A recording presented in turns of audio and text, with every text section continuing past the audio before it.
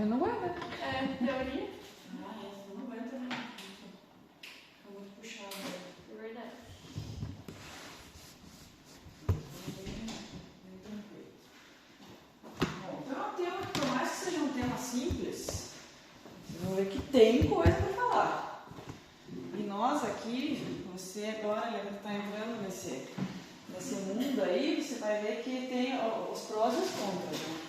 Os prós é que você sai obrigado a ter que saber tudo sobre isso, né? E também pelo fato de que é o berço do estudo do declaramento ali, né? Não tem como. Então vocês vão ver que por vários momentos eu vou comentar e vou colocar artigos, é tudo embasado, né? Tudo que a gente vai estar falando aqui hoje, tudo que a gente contesta com o povo por aí, não é fonte, eu acho, eu faço e dá certo. O dentista que é mais antigo da minha cidade fazia assim, todo mundo vai seguindo, né? Então a gente saiu, né? Eu fiz o meu doutorado em clareamento dental. Então tudo que eu fiz de pesquisa dentro do doutorado, ou seja, 4 anos, foi estudando esse negócio aí. Então a gente adquire um pouquinho, né, de experiência. E os meus orientadores, quem está te orientando? O César. O César. Então você vai mais para a parte da fotocolonização, provavelmente. Mas o Gerson e a Alessandra é claramente adesão, né? Não tem como. Os caras são conhecidos assim a nível mundial, né? Então realmente tem muita coisa, muita pesquisa boa que sai aqui da UEPG que é desse tema, né? Então assim, tudo que vocês possam imaginar, até vamos testar 2 barreiras aqui. Durante a aula eu vou mostrando para vocês vários estudos que às vezes a gente acha que é uma coisa significante e que já foi estudado, já foi comprovado que é aquilo ou não é aquilo, né? Então esses aqui são os 4 da minha tese que saíram relacionados ao clareamento. Durante a explicação eu vou falando para vocês em quais momentos que eles se encaixam, e fora os que a gente publica assim, de parceria com outra pessoa, né? Então realmente tem bastante coisa, bastante informação legal aí desse tema para passar para vocês, tá? E para pesquisar sobre clareamento, lógico, a base, né, que a gente mais recomenda é o PubMed. E é muita coisa, né? Se a gente faz uma busca, isso aqui é uma busca antiga ainda, né? Então é um número assim exorbitante de pesquisas que saem por dia, por semana, por mês, né? Então é uma coisa que tem muita atuação, né? Tem muito material que surge, tem muita técnica, até diria que não, mas assim, no protocolo em si, muita coisa vai atualizando, né? Então, dormir com a moldeira de clareamento já não é mais indicado. Por que já não é mais indicado? Porque foi comprovado que o gel vai atuar ali até 4 horas no máximo. Depois disso, só vai ficar em contato com a moldeira ali, com a carbamida em posição, sem necessidade, tá? O que é difícil desse tema? É pouco abordado na graduação. Não sei na graduação de vocês, se vocês tiveram realmente aulas de clareamento dental. Acho que nem na UEPG, talvez agora até tenha. Mas eu vejo lá na Unipar, por exemplo, eu faço curso de imersão de clareamento, que o povo não tem aula de graduação. Clínica de clareamento, né? Aula de clareamento. Então eu dou ali na clínica multidisciplinar, que é o que eu trabalho na dentística, mas o povo não faz a clínica, por exemplo. Faz ali no último ano, quem for fazer um TCC, e é um tema tão comum e o povo realmente sai cru da graduação, né? Então realmente é difícil de publicar livros sobre clareamento. Não sei se tem algum específico sobre isso, às vezes algum capítulo ou outro ali, mas assim, livro realmente é difícil. Daí fica nessa, né? Eu vou fazer assim porque funciona, e daí é difícil de colocar outro protocolo, né? Então vocês como especialistas aí realmente tem que saber trabalhar com tudo isso e as diferenças nesses protocolos, né? Não gosto de ler em inglês. Então procure um caso clínico lá no Google Acadêmico, vocês encontram bastante informação bacana também, né? Que vocês conseguem achar ali trabalhos, casos clínicos de clareamento dental. Claro que a gente sabe que, infelizmente, o PubMed é melhor do que o Google Acadêmico, porque as pesquisas melhores publicadas, melhores escritas, realmente são fora do Brasil. E isso aqui que tem que evitar, que infelizmente a gente tem bastante receita caseira por aí. Infelizmente o paciente vem relatando, vem perguntando sobre creme dental, vem perguntando sobre enxaguatório, clareador, será que funciona? Né? Então realmente a gente tem que evitar esse tipo de informação aí que rola solto, infelizmente, né? Então o que eu quero passar para vocês? Realmente o que é esse problema da pigmentação, como que acontece, né? Como que a gente tem de opções de tratamento para resolver isso. Basicamente eu tenho 2 técnicas clareadoras, 3, né? Se a gente for comparar consultório, caseiro e conjugado, ou combinado, que aqui na especialização a gente vai acabar fazendo por conta de ficar os pacientes de um mês para o outro, né? Aí lá no consultório de vocês, cada um vai ver o que acha mais interessante, né? Dentro dessas 3 técnicas. E de consequências, eu tenho a consequência positiva, que é a melhoria na estética e tudo mais, que com certeza você já sabe. E eu tenho, infelizmente, consequência negativa, que é a sensibilidade advina do clareamento. Então vamos ver o que a gente pode fazer para tentar reduzir isso aí ou, se é possível, eliminar, tá? Então, etiologia de pigmentação dentária. Vamos ver o que eu tenho de pigmentação, o que funciona, o que não funciona. No caso de fluorose, por exemplo, né? Manchas de tetraciclina, o que eu tenho de prognóstico é favorável, não é favorável? Dá para fazer clareamento nesses casos? Não dá para fazer, tá? Cor dos dentes, quem vai dar é a dentina, né? Aonde eu tenho terço cervical mais, uma dentina mais espessa, né? Um esmalte mais fino, eu tenho maior pigmentação. Então a gente não vai conseguir, com o clareamento, na maioria das vezes, uma uniformidade de cor nesse sentido. E o paciente se incomoda às vezes com isso, né? Perto da gengiva ali eu vejo que não clareou tão bem. E fica ali usando clareador, isso não vai, né? É trabalhar com a expectativa do paciente, explicar para esse paciente desde o começo que realmente às vezes, né, tem paciente que consegue aquele tom mais uniforme, mas tem paciente que não vai conseguir. Não adianta ficar usando o produto clareador à toa aqui, que você vai estar desmineralizando o hidroxiapatita e não vai clarear, não vai mudar essa diferença de cor ali. Então, saber realmente trabalhar com a expectativa do paciente. Quanto maior a idade do paciente, maior o esclarecimento. Aquela questão, lembra? Dentina primária, secundária, terciária. Secundária vai sendo depositada ao longo da vida do indivíduo.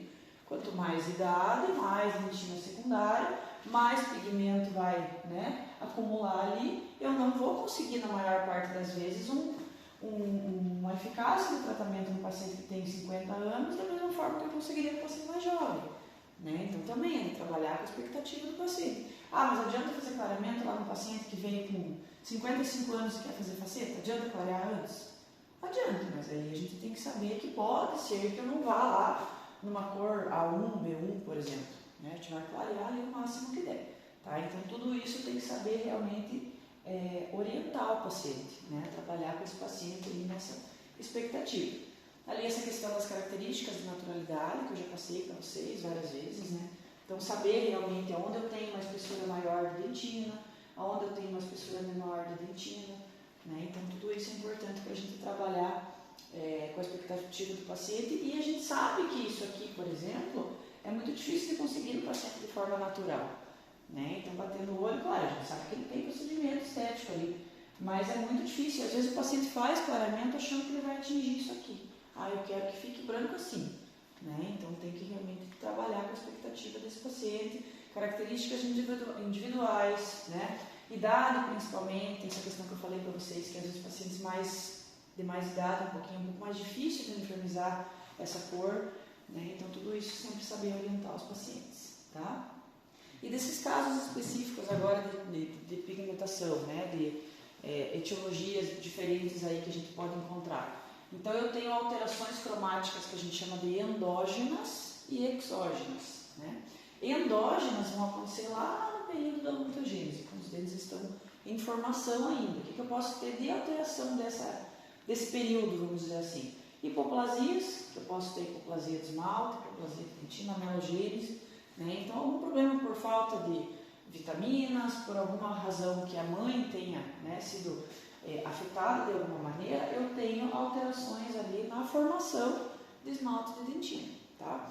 Além disso, o que é mais comum, fluorose, né? Então eu tenho manchas de fluorose em diferentes graus. Para a gente identificar que a fluorose é relativamente fácil, geralmente é bilateral. Então, se eu tenho no 11, eu vou ter no 21. Se eu tenho no 11 e no 12, eu vou ter no 21 e 22, né? Porque o período de formação desses dentes é a mesma. E outra característica que é importante para identificar a fluorose, geralmente eu tenho basicamente nos mesmos terços, que seria terço incisal até terço médio. Né? É muito difícil que eu tenha mancha de fluorose no terço cervical. Mancha branca no terço cervical é mais compatível com desmineralização. Né? Então isso é uma forma de a gente fazer esse diagnóstico diferencial. Tá? Manchas mais amarronzadas, assim, mais pigmentadas, geralmente é paciente que tem um grau de fluorose bem severo. Né? Então às vezes ele tem tanto manchamento que acabou... Na verdade, o flúor ele substitui a hidroxiapatita nessa região. né? Então tem paciente que fica com esse esmalte. Dá para chamar de esmalte um pouco mais frágil porque eu tenho menor quantidade e qualidade de presença de hidroxiapatita. Então tem pacientes com manchamento maior, né? Tetraciclina já é uma característica de manchamento diferente, isso que a gente encontra ainda, também em diferentes graus, né? Pacientes geralmente com esse grau mais elevado são pacientes realmente que têm uma idade mais avançada. Mas eu já fiz, por exemplo, o caso de faceta de canina em 2 genes que tinham um grau de manchamento por tetraciclina bem na região central dos dentes. E é uma mancha bem característica, né? Que é uma mancha linear. Não sei se vocês já atenderam pacientes que têm esse tipo de manchamento. Também tem diferentes graus. E daí o prognóstico de clareamento nesses casos, adianta fazer, não adianta fazer? Depende, né? Eu posso fazer clareamento em pacientes que têm hipoplasia? Tem que tomar um pouco de cuidado. Se for um paciente com hipoplasia de esmalte, por exemplo, é um paciente que tem dentina mais exposta, então será que eu vou colocar gel clareador muito concentrado nesses pacientes? Dá para fazer tratamento estético? Dá. Mas daí o que eu teria que preconizar, por exemplo? Produtos clareadores com concentração menor, né? Então, fluorose, dá para fazer clareamento? Dá, mas tem algumas coisinhas que a gente tem que levar em consideração. Tetraciclina também, claro que eu não vou conseguir resolver, num caso desse aqui, por exemplo, eu consigo amenizar a cor o máximo possível, olha a diferença que deu aqui, né? E de repente pensar num outro tipo de tratamento, né? Facetas diretas, indiretas, né? Mas a gente já consegue melhorar aí essa harmonia de cor, né? Então, vários trabalhos já foram publicados, primeiro em relação ao manchamento por tetraciclina, né? Então tem bastante caso clínico publicado, então dá para fazer clareamento? Dá, mas ciente de que eu tenha diferentes graus desse manchamento e que pode ser que eu tenha que orientar o paciente desde o começo, que eu vou amenizar e uniformizar a cor o máximo possível, mas que eu não vou resolver aqueles casos ali muito severos, né? Então eu vou uniformizar o máximo possível de cor para depois eu ter que ser paciente que eu vou fazer mais algum tipo de tratamento, né? Então vai depender do grau de manchamento para que eu tenha esse tipo de resultado ali positivo,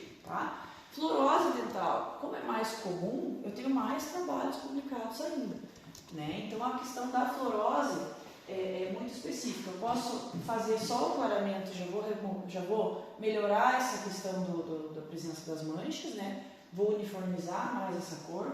Vou fazer tratamento aliado à microabrasão, não sei se vocês já fizeram microabrasão no consultório, então vamos falar um pouquinho sobre microabrasão, como que a gente vai fazer, né? Então, vai fazer a microabrasão primeiro, vai fazer o clareamento primeiro. Eu acho mais interessante fazer o clareamento primeiro. O que ficar de mancha, a gente vê se melhora com a microabrasão. Se não resolver, restauração. Se não resolver, faceta. É como se fosse degraus ali, uma escadinha que a gente vai subindo. Tá? Então tem muito trabalho clínico também, trabalho laboratorial, caso clínico, né, fazendo ali essa questão da resolução de manchas por fluorose. É muito comum, né, isso aqui, o paciente se incomoda e vai ter casos que só com o clareamento a gente já vai conseguir melhorar essas manchas. Né? Então por quê? Porque geralmente a questão da cor do dente em si, ela vai estar mais escura do que a mancha, que ela é uma mancha mais esbranquiçada. Então, às vezes, só fazendo clareamento eu já consigo uniformizar essa diferença e o paciente nem se incomoda mais. Né? Então, eu não preciso contar com nenhum outro tipo de tratamento. Por isso que eu gosto de fazer clareamento antes da microabrasão. Né? Então, cientificamente falando, já testaram antes e depois, não tem diferença nenhuma. Na dureza, do esmalte, tudo isso, tá? Nas propriedades. Então fica a critério do profissional, né? Tanto faz fazer antes ou depois. Mas eu prefiro fazer o clareamento primeiro, porque eu vejo o que de mancha ainda ficou aparecendo, tá? Se for optar por fazer o clareamento mais a microabrasão, como que faz essa microabrasão? Tem 2 formas de trabalhar com ela. Com um produto que já vem pronto, que esse aqui eu não sei de outras marcas, né? Mas esse é o da FGM, que é o Whitesnake RM, vocês já viram esse produto. Tá? Então são partículas que vocês vão aplicar na superfície do esmalte e com uma escovinha, escova Robson, uma taça de borracha, de preferência com isolamento absoluto, porque isso pode acabar atingindo a gengiva ali, pode causar um pouquinho de dano gengival. Vocês vão esfregar essa superfície, vão fazer o desgaste superficial desse esmalte que está manchado, que está acumulado por flúor, tá? Então fazendo aí algumas aplicações, né, e esfregar essa superfície só. É esse o procedimento, tá? Dá para fazer a aplicação aí, daí vai depender do grau do manchamento, né? Umas 4, 5 esfregadas ali numa sessão, de repente marca mais uma, e a gente vai observando como que vai ficando essa superfície, tá? Então realmente a gente consegue uma diferença aí bastante interessante, né? Quando a gente faz a microabrasão aliada ao clareamento, tá? Outra forma de fazer, então eu não tenho esse produto pronto, então eu posso fazer uma misturinha caseira, né? Caseira de consultório, que seria ácido fosfórico e pedra pómez, né? Então eu tenho que ter uma substância química junto com uma substância que tenha um certo grau ali de possibilidade de desgaste superficial, né? Que tenha uma aspereza maior, ou seja, né? Uma misturinha caseira de ácido fosfórico e pedra pómez. Então vejam lá a questão, ó, de 5 a 60 segundos esfregando nessa superfície, número de aplicações de 3 a 15, então também não tem um protocolo definido, isso igual clareador, por exemplo, 3 aplicações de 15 minutos. Aqui não, aqui vai depender muito do grau do manchamento dessa superfície. Então veja essa imagem do lado aqui, é mais ou menos o que acontece, então a gente desgasta, claro que isso aqui é uma imagem microscópica de zilhões de aumento, a gente remove essa camada superficial do esmalte realmente, né? Então por isso que é uma microabrasão. É uma abrasão da superfície mesmo com esses produtos. Por quê? Para que eu remova essa camada superficial que eu tenho flúor no lugar da hidroxiapatita. Agora, o que eu tenho que saber identificar? Se essa mancha ela é mais profunda ou mais superficial. Se for uma mancha muito profunda, não adianta eu querer desgastar a superfície, né? Então é só se realmente for uma mancha mais superficial, que eu já vou mostrar para vocês como que a gente faz esse diagnóstico. Tá? Então, de novo, né, bastante trabalho sobre isso, a gente já consegue observar. Essa aqui é uma forma mais simples do mundo da gente fazer esse diagnóstico de que se essa mancha é superficial ou se é profunda. Vou pegar meu aparelho foto, qualquer um deles do planeta vai dar certo, venho ao contrário da mancha, ou seja, aplico esse foto por palatina e observo isso aqui. O que eu estou observando com essa simples maneira ali de fazer esse diagnóstico? Se eu tenho uma mancha assim mais difusa, como essa aqui, ó, eu sei que é uma mancha bem superficial. Ou seja, eu venho com a microabrasão aqui e com certeza eu vou conseguir remover isso aqui depois do tratamento de microabrasão. Diferentemente desse lado aqui, ó, conseguem ver que é uma mancha um pouco mais compacta? Eu sei que é uma mancha mais profunda, ou seja, pode ser que nesse canino aqui eu não tenha um resultado tão satisfatório. Eu não vou conseguir desgastar totalmente esse esmalte aqui. Então eu já sei que se for uma região que o paciente continue se incomodando depois, eu tenho que orientar ele desde o começo, pode ser que aqui a gente tenha que fazer uma restauração.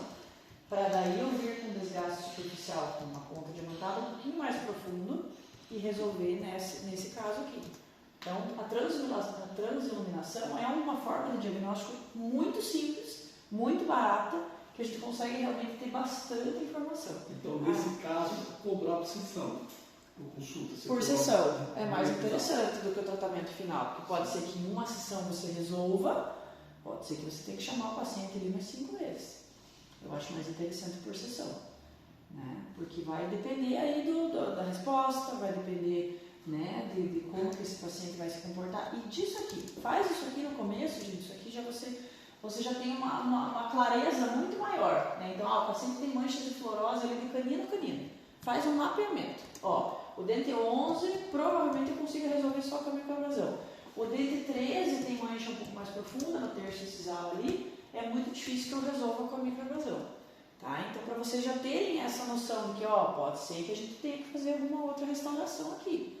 Tá? Então, não, se for tudo mancha assim, aí é mamão com açúcar, é facinho. Faz ali umas 2, 3 sessões de microabrasão, resolve. E às vezes, né, foi o que aconteceu com o meu irmão, por exemplo. Em casa eu tive um exemplo disso. Vamos fazer microabrasão, vamos resolver, beleza. O meu irmão tinha manchamento assim, desse manchamento mais escuro aqui. Pena que eu não tirei foto dele, que eu fiz durante o mestrado, se não me engano. Era esse grau de manchamento aqui,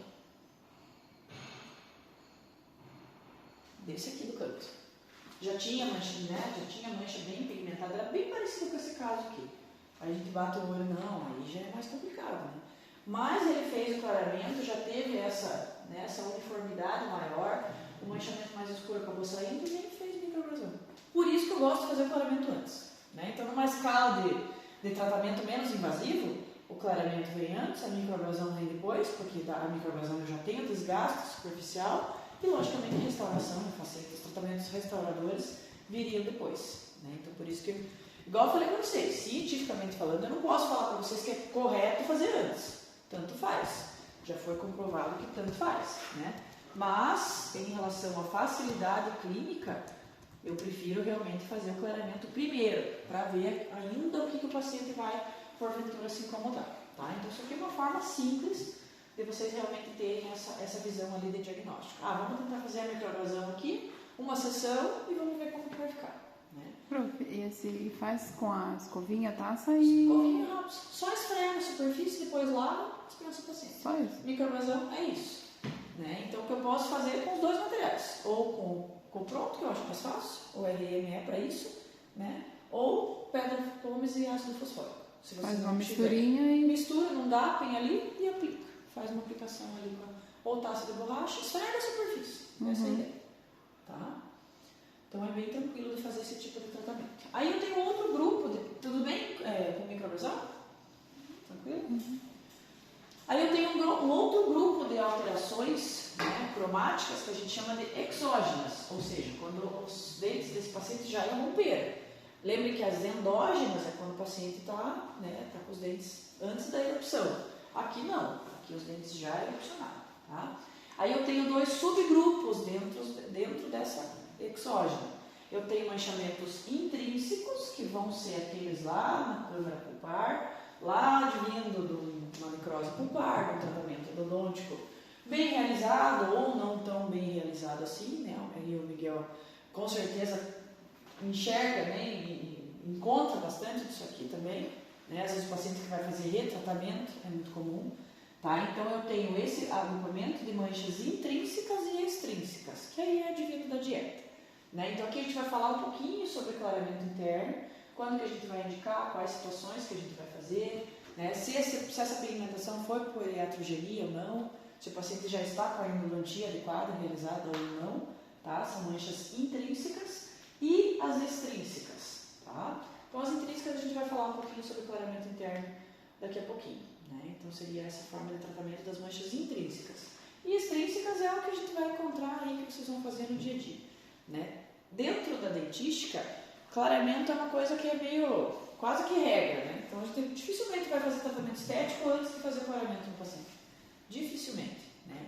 Só quando o paciente realmente fala que a cor não é uma coisa que me incomoda, porque é a minoria dos casos, né? Geralmente a gente já consegue, não convencer de forma negativa, né? Mas convencer o paciente que já vamos clarear antes porque você vai conseguir um melhor resultado, né? Tanto que assim, 90% das resinas que a gente utiliza já são resinas mais claras para a gente clarear, tá? Então, corantes alimentares, uma imagenzinha bem simples que eu sempre gosto de colocar, né? Esse manchamento é um manchamento que o paciente vai adquirir ao longo da vida, até o momento que ele for fazer clareamento dental, né? Então, realmente são manchas extrínsecas que a gente pode resolver com uma profilaxia juntamente com o tratamento clareador, né? Então, com certeza isso é básico dentro da odontologia, né? Aqui um exemplo, eu gosto sempre de trazer esse casinho clínico, isso aqui foi clareamento caseiro. O paciente veio para resolver essa mancha do canino aqui, ó. E era uma mancha de fluorose, porque ele tinha tanto no 13 quanto no 23, só que a mancha do 23 é o que incomodava mais ele. Então ele já veio para fazer restauração.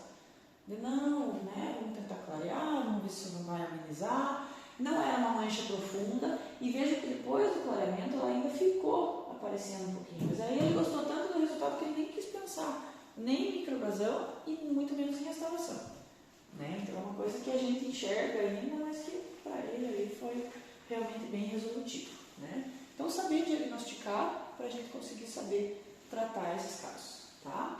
E como que funciona o clareamento? Né? Então já sabemos agora as formas de pigmentação e como que a gente vai diagnosticar realmente. Se é manchamento de fluorose, se é tetraciclina, se vai ter um prognóstico favorável, não tão favorável assim, eu vou ter que contar com outros tipos de tratamento. Né? Então, como que acontece o clareamento? Então, não é de hoje. Os primeiros clareadores que começaram a ser utilizados, lá em 1800 e bolinha, foram testados para clarear pele, né? Aí eles pegaram lá essas mesmas moléculas e tentaram, né? Primeiramente, manchas por tetraciclina. Quando a tetraciclina era muitíssimo utilizada ainda por gestantes, ficava aquele manchamento bem característico. Então, as primeiras tentativas foram em dentes manchados por tetraciclina. Aí, em 1987, vieram esses dois caras aqui. Então, todo o estudo de clareamento vai ter esses dois aqui nas referências. Os caras disseram, não aguentam mais, né? Porque desde então são os primeiros que começaram realmente o protocolo, que é o que a gente utiliza até hoje. Padrão ouro, que a gente chama, que é o uso da carbamida a 10%. Né? Primeiro veio o clareamento caseiro e depois, né, alguns anos depois, o de consultório. Tá? Então, assim, por isso que, por uma das razões também que a gente chama, né, que a gente fala que o peróxido de carbamida é o padrão ouro de tratamentos clareadores. É o mais seguro, é o que tende a gerar menos sensibilidade. Né? Então, tudo isso a gente acaba dizendo que o clareamento caseiro realmente é mais seguro. Por que fazer clareamento? Porque dentro de tratamentos estéticos, igual eu falei para vocês, é o que a gente confere, é o que a gente consegue resultados melhores, de maneira geral, e de uma maneira mais segura. Né? Um tratamento tanto lá, conservador, menos invasivo, não tem o desgaste da superfície. Vai clarear muito, vai remover esmalte da superfície. Não vai, só se você ter clareamento como rotina ali, igual tomar banho, igual escovar os dentes, ninguém vai fazer isso. Né? Então isso já caiu por terra também, que vai desgastar o esmalte superficial. Durante o uso do gel clareador tem uma leve desmineralização, depois que você remove o gel, a saliva vai tratar de resolver tudo isso. Tá? Então tudo isso a gente sabe que realmente hoje em dia já está bem explicado. Então é um tratamento mais conservador, se eu for comparar, lógico, com tratamentos restauradores mesmo. Né? Então às vezes o paciente já vem para querer, eu não gosto da cor dos meus dentes e vem querendo fazer facete. Então a gente já muda a concepção desse paciente. Não, no teu caso não precisa de alteração de forma, não precisa de alteração de morfologia, não precisa de alteração de tamanho, é só cor. Quem resolve cor é clareamento. Tá? Então isso é bastante interessante da gente mostrar para esses pacientes. Tá? Ano passado tem um trabalho bem legal. Todos esses que eu estou citando aqui, quem porventura, por curiosidade quiser ler, depois eu passo para vocês o texto inteiro. Tá? Mas no ano passado eles fizeram também um trabalho bem simples e com questionários, né, em vários, não lembro quantos pacientes foram analisados aqui, mas que foi constatado que a gente já sabe, né, que melhora a qualidade de vida dos pacientes, né, então o paciente jovem realmente muda a concepção de vida ali quando a gente considera o clareamento dental. Então é bem interessante. Tá? Aí mais algumas questões em relação ao escurecimento. Né? Então eu falei para vocês, a cor vai ser estabelecida pela dentina. Né? Região cervical, eu tenho mais dentina, eu tenho maior probabilidade de pigmentação, é mais difícil de eu atingir tons mais claros. Tá? Então, o que acontece para ter o escurecimento? Então, os cromóforos, né, que são esses agentes pigmentantes, eles estão presentes lá, tanto em esmalte quanto em dentina. São estruturas químicas que têm ali suas duplas ligações. Né? Então, aqui está representadinho ali as duplas ligações. O que o clareamento vai fazer? O clareamento tem por função liberar o peróxido de hidrogênio que vai quebrar essas duplas ligações aqui. E esses pigmentos, então, eles vão ser liberados. Né? Então, clareamento é isso. Clareamento nada mais é do que uma remoção do pigmento. Por isso que antes chamava-se de branqueamento, mas esse termo foi, né, graças a Deus, sendo substituído. Não vai branquear, não vai mudar a matiz dos dentes. Vai realmente quebrar o pigmento que o paciente tem acumulado ali ao longo da vida. Por isso que tem uma coisa que a gente chama de ponto de saturação. Chega num ponto de saturação, o paciente está num tom B1 e vai clareando e não sai do B1. Não tem pigmento para quebrar mais. Aí o peróxido começa a quebrar a hidroxiapatita. Aí sim você pode ter um problema de sensibilidade maior, que aí você tem desmineralização maior, né, com o uso do peróxido. Caso contrário, não. Então eu tenho as partículas de pigmento lá na superfície, vem o peróxido, quebra, transforma duplas ligações em ligações simples e esses cromóforos são liberados da superfície. Então a gente tem a sensação ali realmente de dentes mais claros, né? Então são liberados na forma de carbono e água. Então esse esqueminha é bem simples, mas eu sempre gosto de mostrar. Então eu tenho lá a superfície do esmalte, né? Eu tenho os túbulos dentinários, a superfície da dentina. Eu coloco então esse agente clareador em contato com essa superfície do esmalte. E aqui independente do tipo do gel, né? Independente se eu estou fazendo clareamento caseiro ou de consultório, tá? Isso aqui sempre vai acontecer. De maneira mais rápida ou menos rápida, que é o que a gente já vai ver.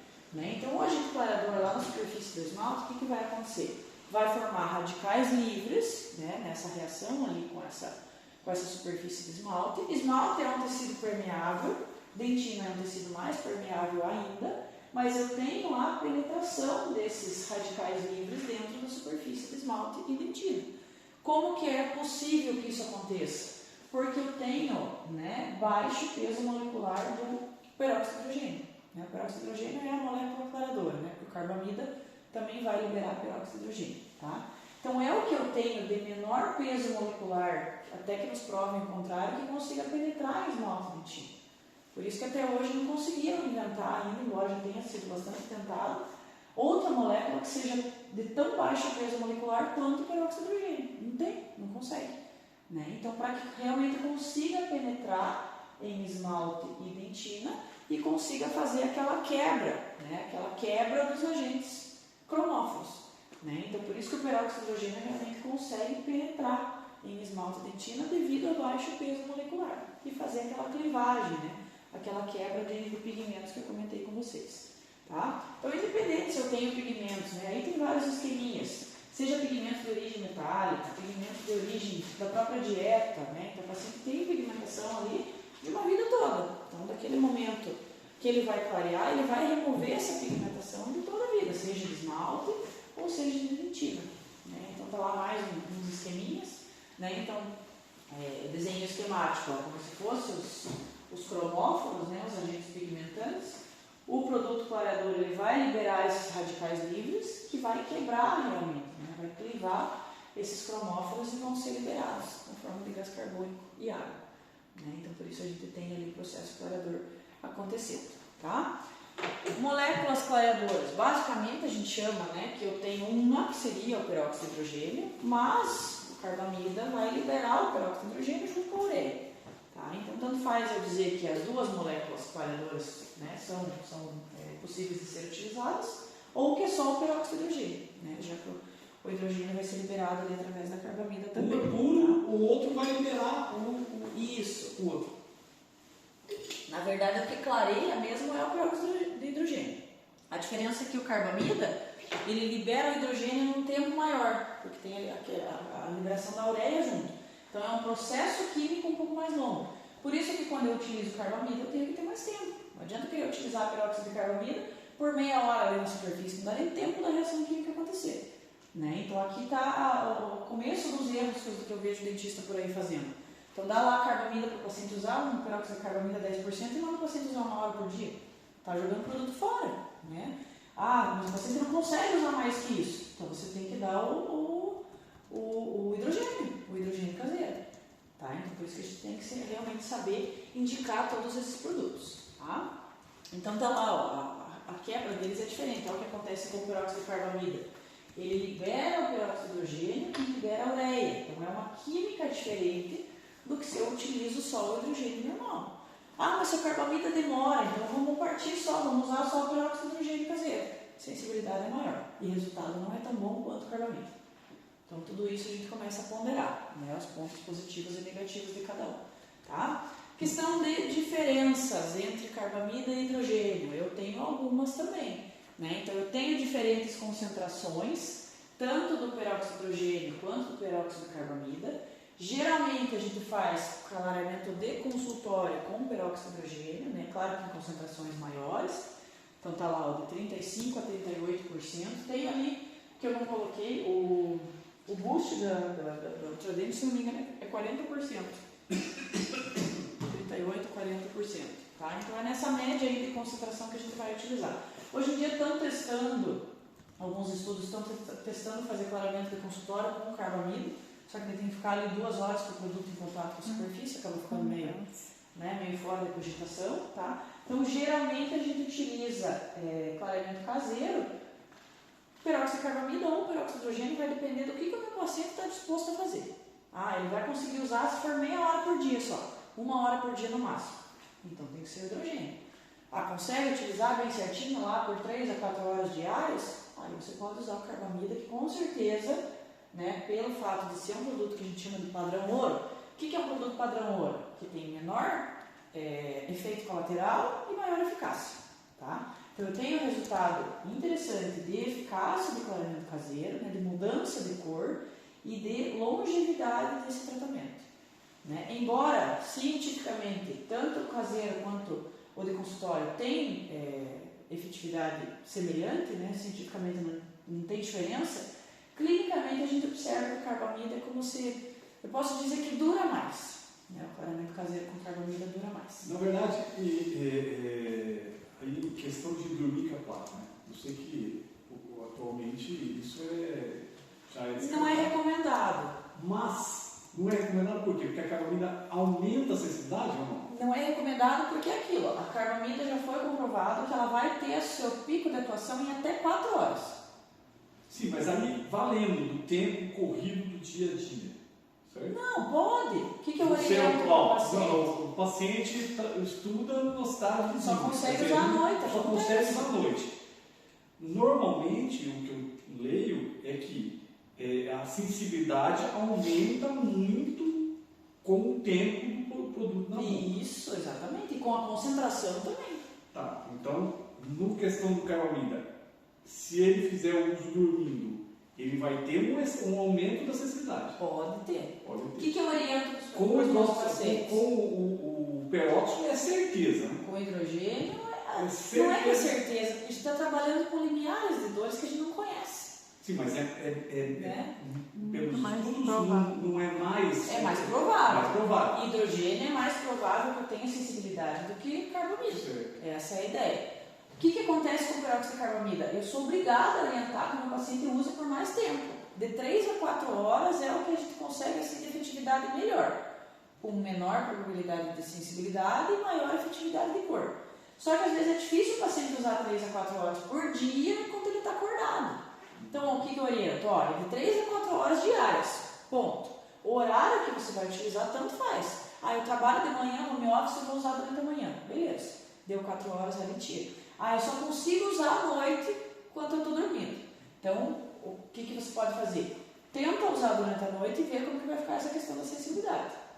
Se possível, bota um despertador lá, vou deitar meia-noite. Bota um despertador 4 horas e tira. Tira a plaquinha e volta a dormir. Eu oriento isso para os pacientes. Tá? Então, se tiver um grau de sensibilidade muito exagerado, com o peróxido de carbamida 10%, que é o padrão ouro é 10%. Tá? Esses outros aqui, ao meu ver, poderiam ser eliminados da venda. Tá? Então, o padrão ouro é o 10%. Por que é 10%? Porque eu consigo uma efetividade legal e menor risco de sensibilidade. Tem X, Y, Z, vários inúmeros artigos que já compararam. 10, 16 e 22. Todo mundo clareia igual. O que acontece com 16 e 22? Aqui no 10% o paciente começaria a perceber um resultado com 1 semana de uso. E aqui com 2, 3 dias ele já consegue perceber. 2 semanas depois que eu for avaliar essa galera, está todo mundo igual. Entenderam a diferença? Então a única diferença que eu consigo perceber diferença de mudança de cor, primeiro aqui. Mas será que vale a pena o paciente, né, ser submetido a um risco de sensibilidade maior só porque em 2, 3 dias antes ele começa a perceber mudança de cor? Então, às vezes, o que a gente faz, né? Se eu tenho lá 22%, eu nunca usei, desde que me formei. Né? Não indico, não compro e, por mim, podia ter eliminado a venda. Se for utilizar ali, comece com uma seringa de 16% e depois vai para 10%. Só para que o paciente perceba o resultado antes ali, tá? Depois disso, igual eu falei para vocês, depois ali de uma semana, todo mundo vai funcionar da mesma maneira. E claro que aqui eu tenho um risco de sensibilidade muito maior, de concentração é maior. É tempo de concentração e sensibilidade e concentração. Quanto mais concentrado, maior a tendência de sentir sensibilidade. Tá? Então nós já vamos falar um pouquinho mais sobre concentrações. Tá? Por isso que o clareamento de consultório, embora seja um outro tipo de protocolo, tende a gerar maior sensibilidade do que o caseiro. Aqui a gente está considerando 10% de peróxido de hidrogênio, 4% de peróxido de carbamida, 4% de peróxido de hidrogênio no caseiro. Quanto que é lá no consultório? 38%. Compare 4% do produto com 40%. Então é muita diferença de concentração. Tá? Mas claro que não significa que sempre o paciente vai sentir sensibilidade. Tem algumas maneiras ali da gente tentar controlar isso o máximo possível. Porque tem paciente que não está disposto a fazer o caseiro. Eu não sei vocês, mas eu vendo muito mais clareamento no consultório do que o caseiro. Gosto mais do caseiro, acho menos agressivo, né? Não sei, igual eu falei para vocês, cientificamente falando, já teve estudo que comparou a longevidade do clareamento de consultório e do clareamento caseiro. Todo mundo teve a mesma duração, vamos dizer Eu assim. comecei quase antes das pesquisas, né? A odontologia, não o clareamento. Mas o que as pessoas reclamam é que o clareamento caseiro dá mais sensibilidade. Os meus até que tem pouco. Porque eu dou peroxicarbamida ou dou hidrogênio, mas por pouco tempo, pouca concentração, Isso, para que é ele o fique protocolo. mais tempo do que uses 2 meses é melhor do que você usar 3 dias, né? Que o caseiro dá mais sensibilidade. Uma porque eles erram na dose, eles excedem o uso, E a eles dormem indicação para do comer, produto eles também. querem comer o clareador, né? E a indicação do produto, coloca muito, extravasa muito na gengiva, queima a gengiva, às vezes o paciente está com irritação gengival, não é nem sensibilidade, às vezes o paciente nem consegue perceber isso, às vezes é irritação gengival, porque a plaquinha não ficou bem adaptada, porque está colocando muito produto, né? E Então, no, assim, no imediatismo da coisa. Eles querem sair que nem pintar cabelo. Eles querem querem sair informação prontos. nítida. eu vendo muito por isso, porque o paciente não está dedicado, eu já aviso, olha, um mês e meio, porque o paciente não vai, né? A gente já sabe também, cientificamente já tem informações de que 3 semanas é o suficiente para clarear, né? Para finalizar o clareamento. Mas o paciente às vezes acaba esquecendo um dia, acaba esquecendo 2, né? Aquela coisa, então vai postergar um pouquinho. Uma média de 2 a 3 seringas a gente já consegue um resultado bacana.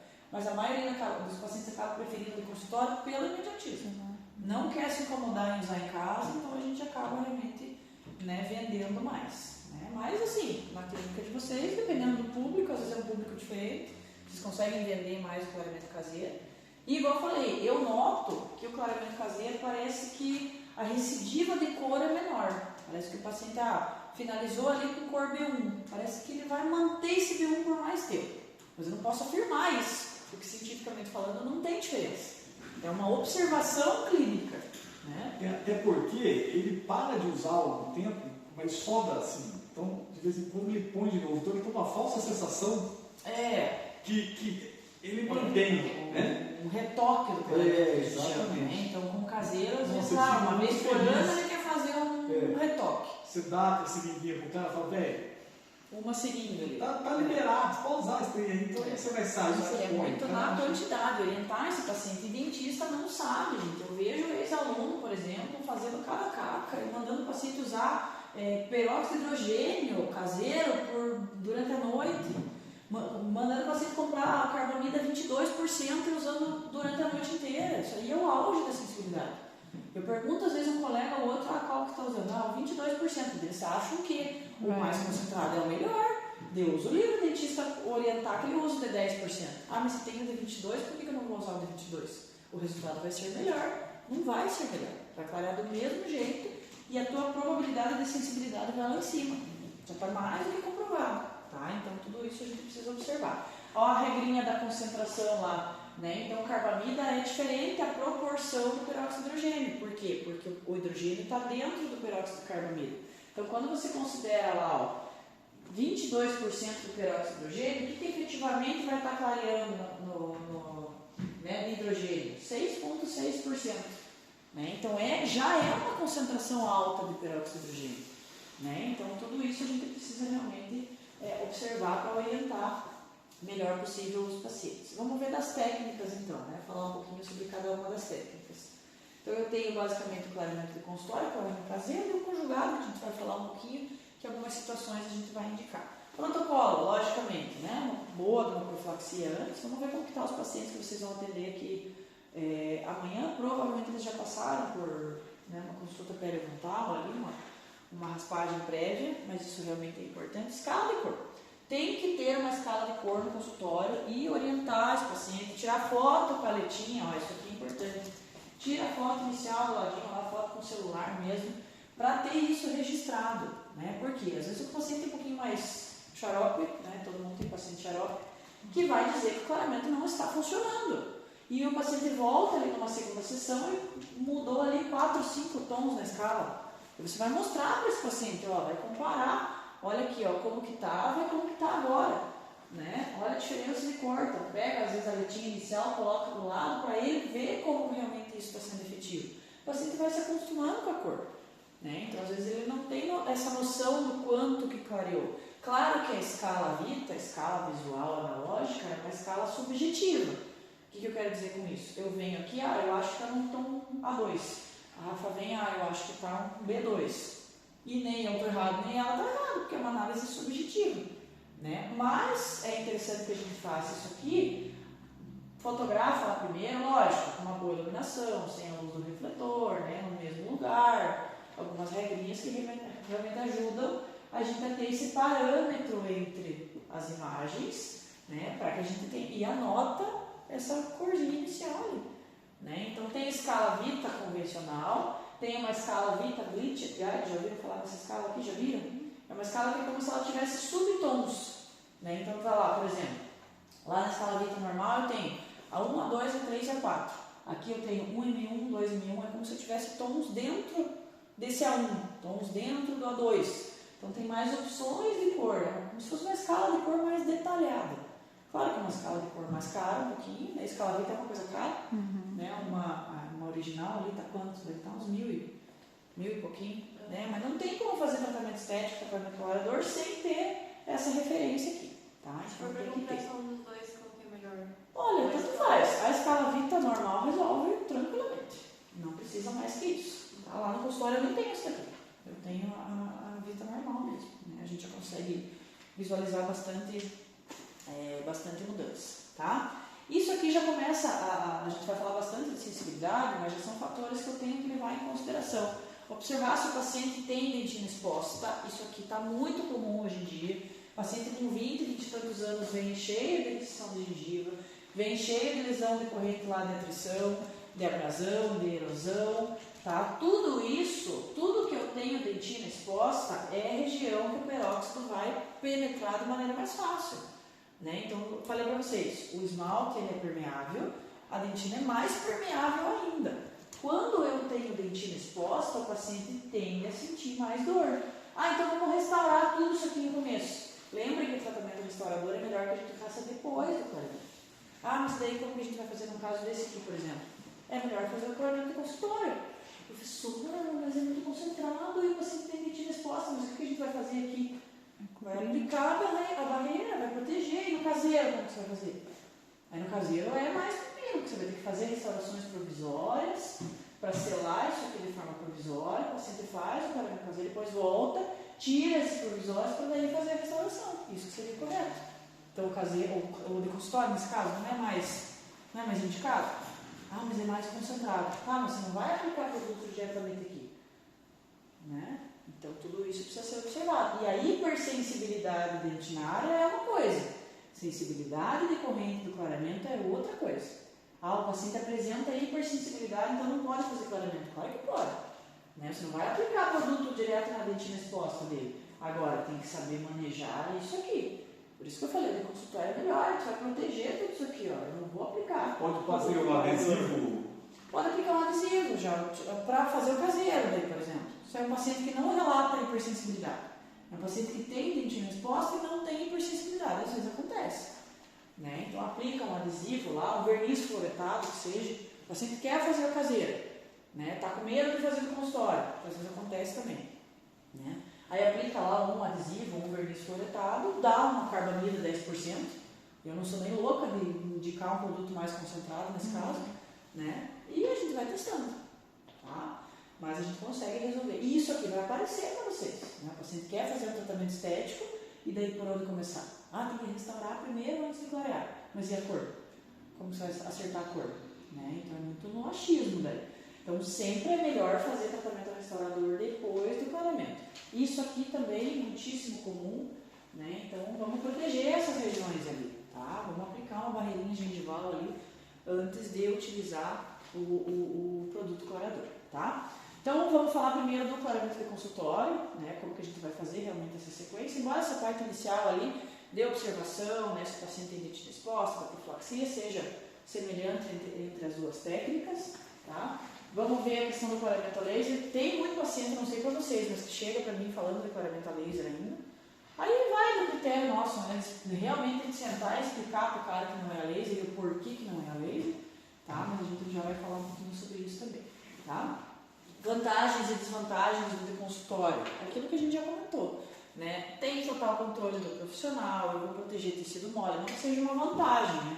Aqui é uma obrigação nossa de proteger, lógico, né? E eu tenho muito caso de povo que posta foto ali com a gengiva do paciente tudo queimado, é falha nossa, é falha profissional, né? Mas a vantagem maior que eu tenho, o paciente se incomoda menos e é mais rápido, é o imediatismo, né? Hoje em dia o paciente nunca fez clareamento na vida, mas agora em um mês ele quer resolver tudo, né? Ou em questão estética, por exemplo, aqui na clínica, ou no próprio consultório. O paciente vai fazer um trabalho estético bacana. No consultório, lógico, você pode até dar o prazer de fazer os dois juntos, mas o do consultório é muito melhor para você definir uma cor para começar a trabalhar. Né? A questão da velocidade mesmo. Né? Então, hoje, aqui, por exemplo, o que a gente acaba fazendo aqui? Como vocês têm módulo mensal, de repente faz uma sessão de consultório, molda o paciente e durante esse mês ele faz ali umas 2, 3 seringas do caseiro. Essa forma de conjugado eu gosto, de fazer uma sessão de consultório e finalizar com o caseiro. Agora, fazer as duas técnicas ao mesmo tempo, igual o povo faz, eu não vejo necessidade. É sensibilidade à toa, é gastar material à toa. Então, fazer lá 2, 3 sessões de consultório e mais um caseiro. Daí eu acho loucura. Né? Então, faz uma sessão de consultório, que é a posição fazer amanhã, molda o paciente e ele leva a plaquinha embora. Que é aqui na especialização vai ser bastante interessante a gente agir dessa forma. Então, faz uma sessão de consultório, molda o paciente, ele já leva a plaquinha embora, leva 2 seringas. Pronto, está feito o clareamento. No módulo seguinte ele já vai estar com o clareamento finalizado. 3 seringas no máximo. Tá? Então é uma maneira bastante interessante de a gente ter resultado. Isso por ser aqui, porque é uma coisa mensal. Lá no consultório, 2 ou 3 sessões. Né? A gente vai ver o intervalo entre essas sessões. Eu posso deixar 2 dias, então eu posso fazer na segunda, posso fazer na quarta-feira de novo, fechou. Em uma semana o paciente está com a cor resolvida. Na semana seguinte ali eu já posso planejar o tratamento restaurador. Tá? Então diferente lá do caseiro, que eu tenho aí no mínimo 2 semanas clareando. Então já vai postergar um pouquinho mais esse enquanto vai fazendo ceramento e tudo mais, já está clareando, exatamente. Né? Então eu tenho essa questão das vantagens na velocidade. Tá? Agora, claro, são produtos mais concentrados, tendem a gerar mais sensibilidade, né? Custo maior é uma coisa que alguns pacientes ainda levam em consideração, né? Embora seja um custo, claro que eu tenho mais tempo clínico, mais tempo de cadeira, eu tenho que cobrar mais, né? Agora, clareamento é um procedimento muito rentável, né? A gente sabe que é rentável, não tem como, mesmo de consultório, né? A gente tem um custo maior de material, mas mesmo assim é um tratamento rentável, tá? E recidiva de cor, né? Aqui coloquei uma interrogação que é o que eu falei para vocês. Cientificamente já está comprovado que não faz diferença. Que se eu faço uma galera com clareamento consultório e uma galera com clareamento caseiro, comparo isso todo mundo daqui 1 ano, 2 anos, não tem diferença na recidiva, ou seja, o de consultório vai pigmentar antes. Mas não sei, clinicamente a gente observa que parece que o caseiro ele se mantém essa cor por mais tempo. Né? Mas isso é machismo, né? É uma coisa que realmente não faz, cientificamente não faz diferença. Tá?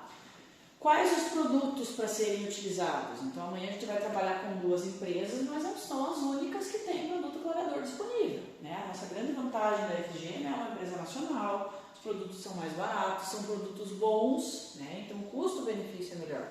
O Boost da Ultradent é um produto que é muitíssimo concentrado, é 40%, só que os caras têm uma tecnologia que ninguém copia. A estabilidade do gel é ótima, a sensibilidade é baixa, por mais que seja 40%, o pH é baixo, então assim, só que é um produto mais caro, né? É um kit ali do Boost deve estar custando o quê? Uns R$300 mais ou menos, 200 e pouco, né? Então a gente consegue. O HP Bloom, por exemplo, é um produto que melhoraram muito a questão do pH com o passar do tempo e que a gente tem aí valor pH quase parecido aqui com o da Ultradent. O pH baixo Então, é vantajoso? pH baixo, já vamos falar um pouquinho sobre o pH também. É vantajoso porque tende a gerar menos sensibilidade. Só que ele pode alterar um pouquinho o tempo de condicionamento de loja, vamos dizer assim, do produto. Quanto mais ácido, mais ele vai durar na prateleira. Só que ele pode gerar mais sensibilidade. Então é uma confusãozinha ali entre fabricante e dentista. Né? Mas realmente, o pH é uma coisa que faz diferença. Quanto mais baixo o pH, mais tende a desmineralizar e mais sentir sensibilidade. Né? Então os produtos tendem a ter pH cada vez mais neutro, né? Mais próximo do básico ali, do alcalino. Tá? Então tem produto da DFL, que é aquele que está lá em cima, não gosto muito desse produto aqui, mas enfim, ele existe. Né? Vilevi, agora esses dias tem, quer ver? Acho que é da Biodinâmica, se não me engano. Lançaram o clareador também, não tem nada de estudo sobre eles ainda, porque é bem recente, né? Mas aí FGM, Ultradente são as marcas mais conhecidas, a Esse de SDI. cima, eu não gosto muito, prof. O qual? O vermelhinho da FG. O vermelhinho é o mais tradicional, né? Realmente em questão de sensibilidade é o que apresenta mais sensibilidade. E parece que não... De efetividade? É. Então, a efetividade é assim, é efetivo, mas a questão da sensibilidade pega muito. É. E da utilização, né? Então, é as 3 aplicações de 15 minutos por sessão. Aqui eu já vou aplicar por menos tempo, vou fazer 2 aplicações. Tem o Automix que vai aplicar uma vez só, né? Então, eu tenho que seguir realmente essas orientações ali do... Desse vermelho aí, você tem que fazer 3 aplicações de 15 em 15 minutos. minutos. Aí tem um outro melhor do que esse aqui, que é a mesma forma de aplicação, só que é o tubinho verde. Já viu? É o Agnes HP Max também. Só que ele é melhorado. É como se fosse esse vermelhinho melhorado. Esse aqui é o primeiro que eles tiveram, né? O primeiro que lançou da FG. Daí vieram com o verdinho, aí vieram com o HP Blue e com o Automix. São os clareadores agora eu vou da HP FG. Blue. Tá? Existe um melhor e um pior? Não, existe. É uma coisa da resina composta. Né? Eu também tenho clareadores que eu utilizo com mais frequência e com menos frequência. Da Vilevi eu não gosto, mas se é um produto que vocês têm lá no consultório para trabalhar, vocês vão conseguir resultado interessante. E vai testando agora nesse começo. Compra um kit desse, compra um kit do outro, vai testando, vai observando. Eu gosto muito do HP Blue porque consigo mudança de cor e os pacientes não relatam sensibilidade. É danado esse produto aqui. Então, dos da FGM, o HP Blue é o que eu gosto mais. Mas não significa que, cientificamente falando, os outros não são bons. O Automix é ótimo para mudança de cor. E é ótimo na aplicação. Você aplica uma vez, ele tem uma viscosidade boa, só que eu vejo que os pacientes sentem mais. Só que isso é uma observação. Meu grupo de pacientes sente mais sensibilidade quando eu uso o Automix do que quando eu uso o HP Blue. Então é muito da gente ir observando também o que os pacientes vão relatando. Você lembra o que deu sobre a pesquisa que eles guardavam o Automix para depois... Ah, não, esse do guardar é o que a gente mistura as seringas. Esse? Porque esse aqui, o que acontece? Ele mistura na hora ali, ó, na pontinha. Então, o que eu não utilizei, teoricamente, está sem misturar. Sim, foi Essa é a vantagem desse produto. Aqui, por exemplo, o HP Blue é aquele que eu misturo as 2 seringas. O Boost também. Então, nessa pesquisa que você está falando, eles compararam o HP Blue, o Boost e um da SDI, que é o da seringuinha de misturar também. Por quê? Porque os fabricantes dizem na bula que até 7 dias depois você pode utilizar com ele já misturado. Aí o que eles constataram? O da DFL é horrível, um dia depois já totalmente o pH lá embaixo, sem eficácia clareadora nenhuma. Então realmente o que eles falaram, tanto que eles melhoraram a formulação, isso que é legal. E isso já aconteceu muito advindo aqui da UEPG. O povo vai lá, testa, aí eles vão lá e se obrigam a melhorar tais propriedades no produto. Isso acontece, né? Os fabricantes vão melhorando. Eu já falei que a FGM odeia a UEPG ou ama, né? Porque realmente tudo que tem de falha, eles vão observando, tanto em pesquisa laboratorial quanto clínica, e eles melhoram os produtos por causa disso. Né? Então é bastante interessante. Esse Blue é aquele que você mistura. Então é o um misturinho. único. Isso. Nós já vamos falar um pouquinho sobre cada um. Tá? Então os outros Vamos dois aí. deram certo depois de guardar? Os outros dois, o que aconteceu? O HP Blue, 5 dias depois, ali, do 5º dia em diante, não ficou legal mais. Tá? Então, e o Boost danadinho, 7 dias ele estava intacto. Realmente, né? Então, além das vantagens que já tinha, mesmo ele sendo 40%, efetividade boa, sensibilidade lá embaixo, como é que eu vou dizer? A estabilidade, mesmo depois que mistura, realmente é o único que funcionou bem depois de 7 dias. Mas, só que, claro, quando a gente mistura, não tem por que eu deixar 7 dias para daí usar de novo. se pode fazer segunda e quarta, Isso. Não, e por exemplo aqui, eu faço uma mistura, né, da fase 1 ali do peróxido com espessante e eu utilizo tudo Normalmente na mesma sessão. não Dificilmente sobra vai muito. sobrar. Só quando, por exemplo, o paciente tem faceta lá na arcada superior, eu vou fazer clareamento só inferior. Aí pode sobrar. É, verdade. Né? Então aí o que eu vou fazer com esse produto que eu misturei e ele jogar fora? Não, chama o paciente 2 dias depois, com esse produto aqui você vai conseguir Na geladeira. utilizar. É melhor daí deixar armazenado em temperatura menor, né? Você vai ter uma estabilidade maior. Agora esse danado aqui, 7 dias depois ele estava intacto, funcionando bem, pH estável, né? Então é realmente uma tecnologia. E o primeiro gel que surgiu lá do Highwood Raymond, lá em 1987, era o da Trident, que era o Fischer. Já ouviram falar no Fischer? Fischer é o dono da Trident, que morreu esse tempo, que morreu ano passado. Né? Então o primeiro produto, que é o Palesense, que é o peróxido de carbamida, era patente da Trident. Né? Então, claro que bastante coisa mudou depois disso, né? Mas vamos ver o protocolo, nós já vamos falar um pouquinho sobre cada marca, tá? Aplicação da barreira gengival, né? Então é uma coisa que realmente faz diferença. Então, profilaxia, análise de cor, escolha do produto, aplicação da barreira gengival, que é um detalhezinho importante, e o uso ou não do dessensibilizante pré. Vamos falar bastante sobre isso, né? Então, e daí a aplicação aí do produto conforme o produto que vocês forem utilizar. Então, essa é a sequência básica do clareamento de consultório, tá? Que a gente vai ver que tem alguns pontos importantes. Esse afastador aqui é o melhor para fazer clareamento, porque ele tem um afastador de língua. Não sei se vocês têm desse. Tem? Não esterilizado de NPG. Eu tenho bastante lá no consultório, eu trago. Eu tenho Eu comprei 4 ontem, se tivesse, tipo, Sério? até porque. Ah, você vai usar no teu consultório. É o Não, melhor eu que tem. tenho no consultório, eu pedi para trazer aqui. O rapaz só vai trazer à tarde, vai ser cedo. Eu vou ter que comprar um cedo. Então, Não, eu cedo pra trago. mim. Ele vai trazer para mim Eu passo lá na clínica e já trago. Mas ele falou que não vem cedo, porque cedo vai vir outro Isso, então ele vai vir isso. cedo. Ele falou, traga à tarde. Mas Aí não, eu teria tá. que comprar um cedo para poder Não, fazer. eu trago. Bem tranquilo. Eu tenho uns zilhões lá. Da época É do bom ter doutorado bastante sobre- no consultório? Eu gosto de ter. Porque se eu faço, por exemplo, sei lá, eu tenho, acho que deve ter uns 10 lá. Mas eu tenho porque na época do doutorado, gente, eu fiz 214 pacientes no doutorado, no estudo clínico. Então, assim, não aguentava mais ver Eu clareamento. fiz o primeiro clareamento no EPG em 2019 e o Michael falou que talvez eu fizesse com você. Você não tem certeza. Pode ser, tanto, e a gente clareou, Mas era toda a caseiro. classe odontológica de alunos foi clareada, com certeza. Não existe uma pessoa dentro da UEPG que não fez clareamento. Mas por eles. Não existe. Quando você olha uma pessoa que não fez, fala, não, essa pessoa tem algum problema aí. Mas enfim, esse clareamento é isso, né? Esse afastador é o melhor, porque a gente consegue realmente dar uma afastadinha na língua ali, né? Então é o afastador mais indicado para a gente fazer esse tipo de procedimento. A questão da aplicação da barreira gengival, uma coisa que parece ridícula, né? de simples, mas tem alguns pontinhos que a gente tem que levar em consideração. Às vezes eu vejo o povo aplicando barreira até canino, né? Eu penso, por que está fazendo isso? Então atingem pelo menos um dente posterior, né? Dependendo da linha do sorriso do paciente, parece ela até um molar. Então vamos clarear o primeiro e o segundo pré.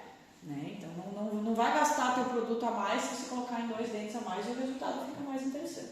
Então pelo menos um dente posterior, tá? Isso aqui é interessante, ó. Esse último milímetro, 2 milímetros do esmalte na cervical recubram. Isso faz com que a gente tenha uma diminuição na sensibilidade, porque o esmalte nessa região cervical é mais fino. Geralmente é aquele esmalte que já tem lesão, que já é um esmalte mais fino por natureza, já é um esmalte que tende a desgastar mais. Então recubram esse último milímetro ali. Ah, mas dessa região não vai clarear. Claro que vai, o clareamento age por difusão. É o que explica o fato da gente conseguir fazer clareamento em paciente que usa aparelho ortodôntico. Ele vai clarear embaixo do bracket.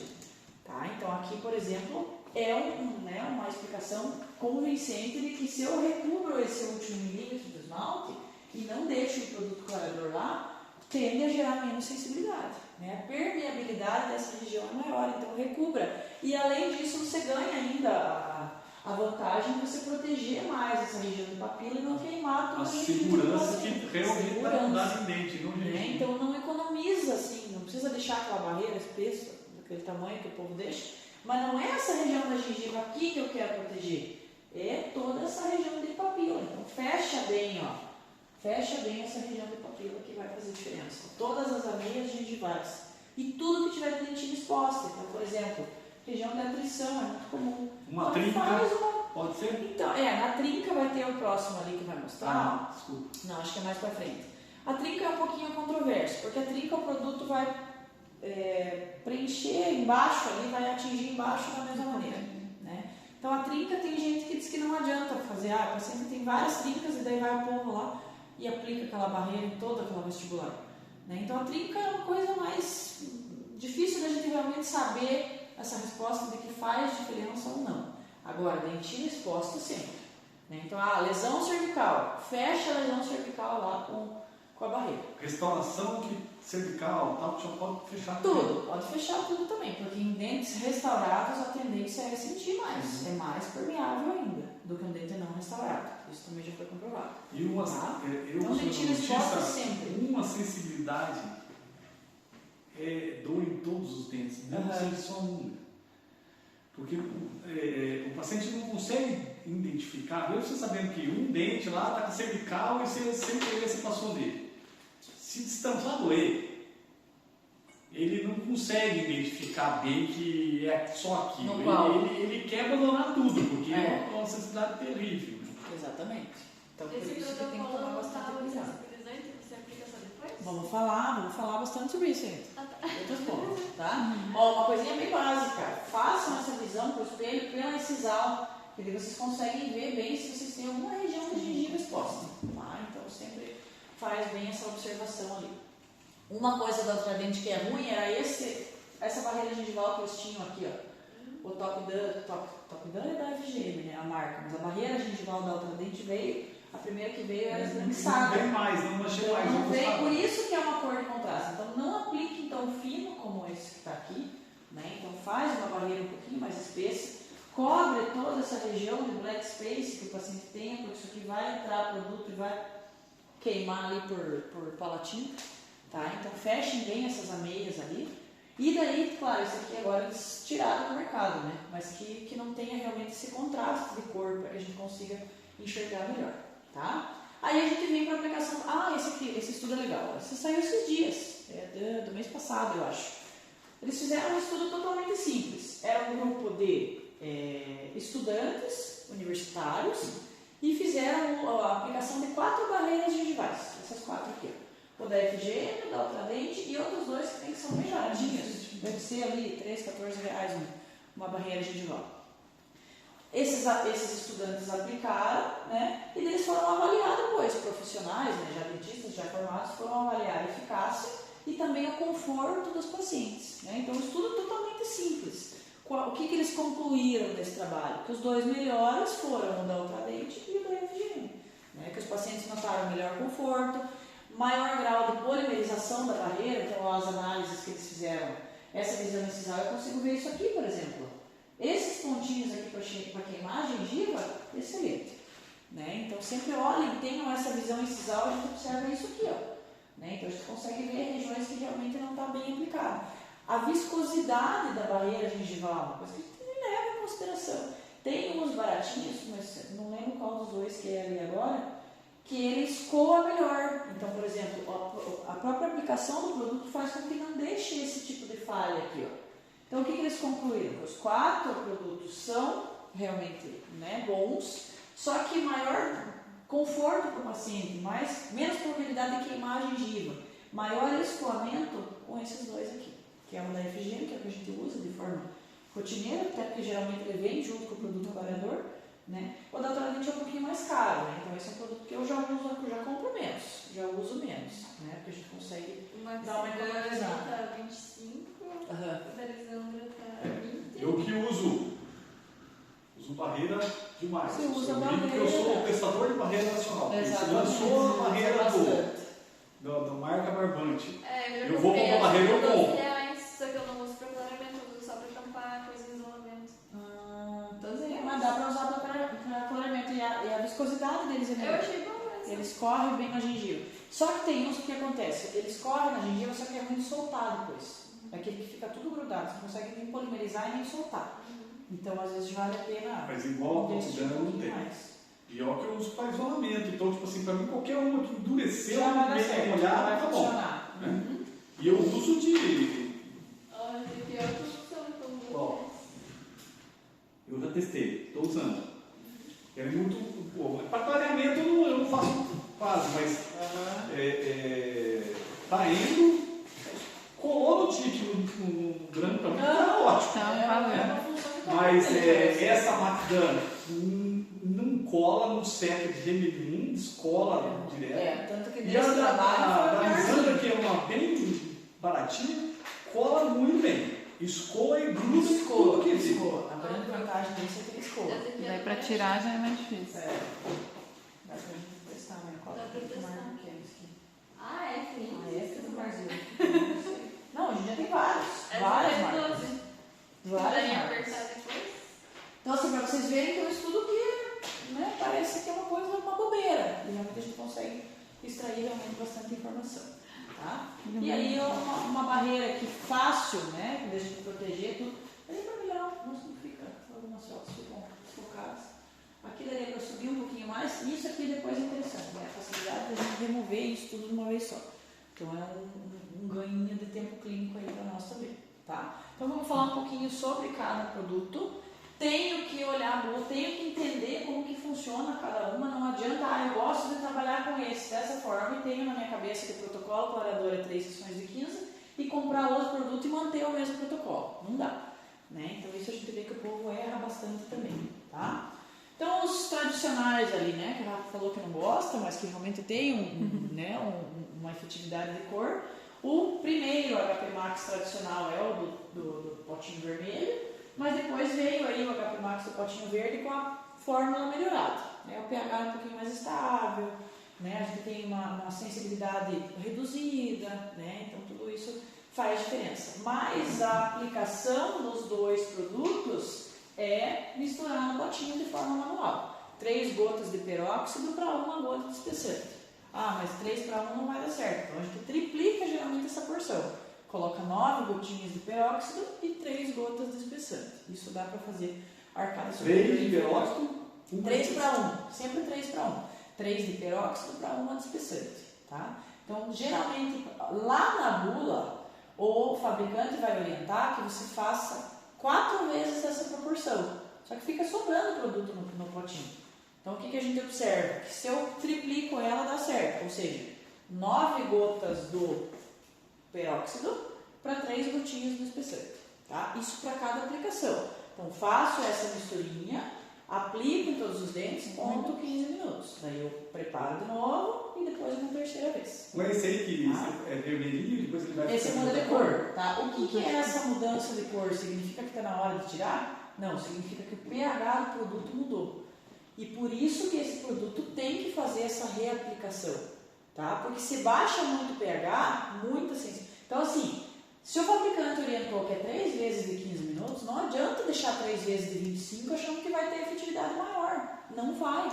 O pH vai reduzir muito, a sensibilidade vai aumentar muito e não vai aumentar a eficácia de cor, a mudança de cor.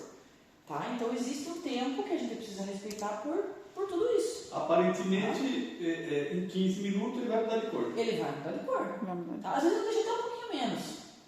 De 10 a 12 minutos ali, a gente já consegue ter mudança de cor. Então, quanto mais ele vai mudando de cor, o mais pH ele vai piorando a Por sensibilidade. que os outros produtos a gente não consegue? Esse aqui, por exemplo. Esse cara você coloca na superfície, ele é dessa cor, ele não muda de cor, porque a estabilidade do pH é maior. Então você não precisa reaplicar. Né? Então é a química do clareamento, é a química desse produto específico. Ah, eu não quero ficar reaplicando, quero aplicar uma vez e deixar o paciente lá dormidinho numa sessão única. Beleza, então você tem que usar um produto como esse, você não precisa reaplicar. Tá? Não tem a menor probabilidade de eu usar esse produto aqui e não fazer a reaplicação. Não tem como, depois de 15 minutos ele não vai estar liberando o radical livre jamais. Ele só vai estar desmineralizando, só vai estar diminuindo o pH, entendeu? Então a química desses produtos aqui, se for optar por esses, às vezes tem umas promoções na Cremer, não. Tá barateiro no kit, vale a pena comprar. São eficazes, só que tem paciente que relata sensibilidade maior.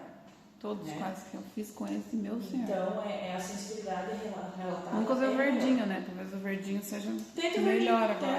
Teste o verdinho. O vermelhinho é realmente o mais tradicional, né? Então o verdinho eles já melhoraram a química do produto ali e daí vieram os produtos, né? Sendo da FGM que tem ali algumas vantagens, tá? Então esse aqui, ele vem eu não preciso misturar, né, externo ali, ele vem o espessante e o peróxido na mesma seringa e a gente põe a ponta automistura, tipo aquela de silicone, né? Então ele vai automaticamente se misturando aqui e já sai, né, prontinho lá pra gente aplicar. Aí você pode guardar para outro paciente. Aí você guarda para outro, você coloca a tampa depois de novo e eles continuam separados.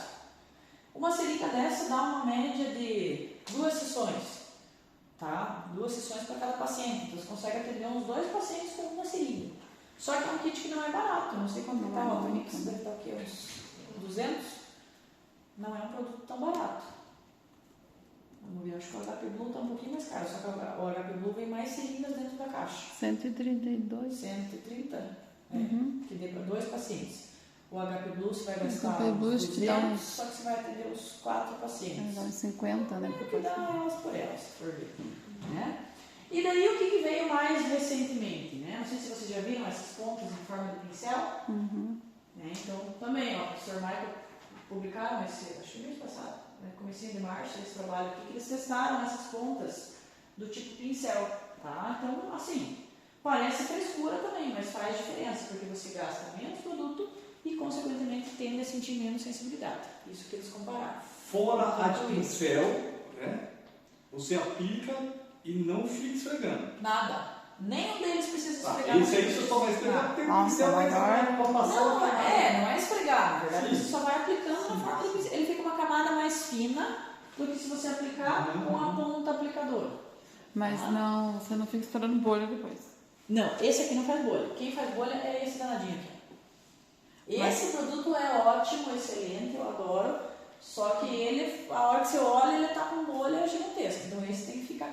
Não que precisa ficar estourando, porque ele tá agindo ali. Só que às vezes ele pode formar uma bolinha e pode ir na gengiva, dependendo de como tá a tua barreira ali.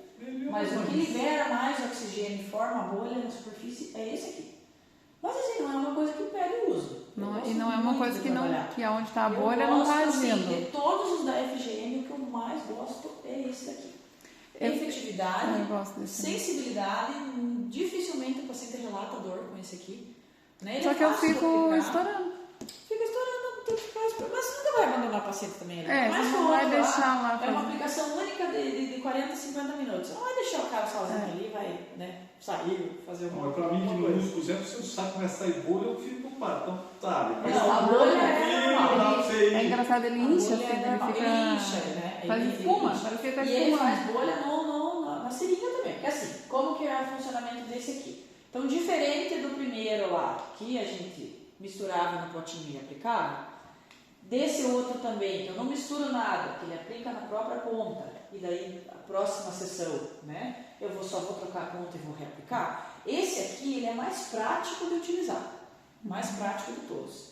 Mas eu fiz um estudo clínico desse aqui, eu notei que os pacientes notaram mais dor, mais sensibilidade, relataram muito isso.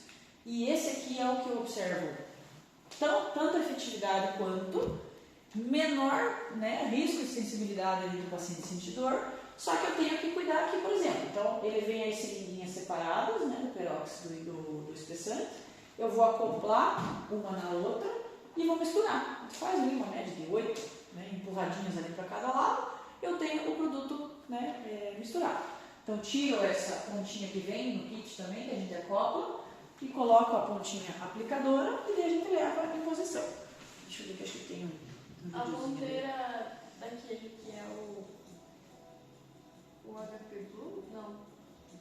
O Automix. Aham. Ele vem com as pontinhas. Ele vem junto também. Vem. E é necessário a todas as pontinhas ou tem que comprar mais? Não, dá certo. Geralmente dá certo. Deixa eu só dar uma aceleradinha aqui que ele vai mostrar a sequência toda. Vai falar da profilaxia.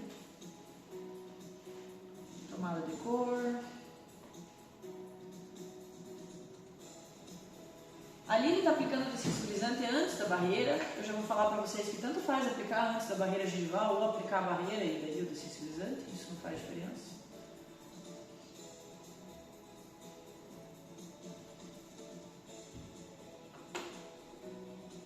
Olha, ele deixou umas falhas de forma proposital ali, ó.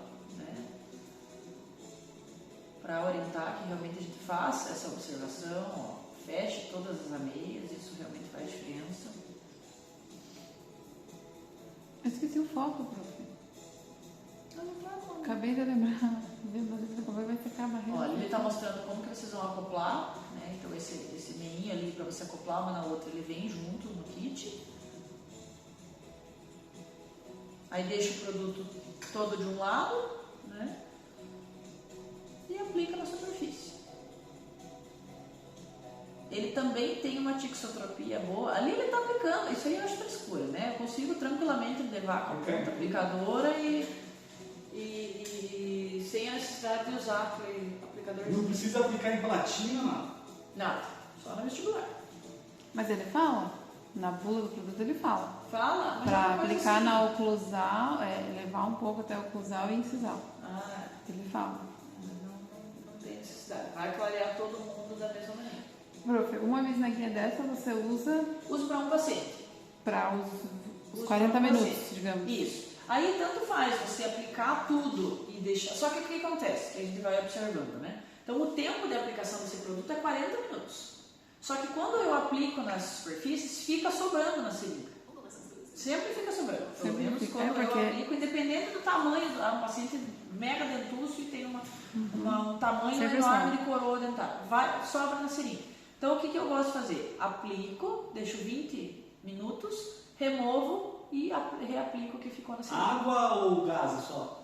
Água. Né? Ah, não, sugador. Aí o sugador vai. Sugador é. cirúrgico ou sugador de endo. Por isso que Você eu lava falo entre pra as vocês. sessões? Não lá. Não lava.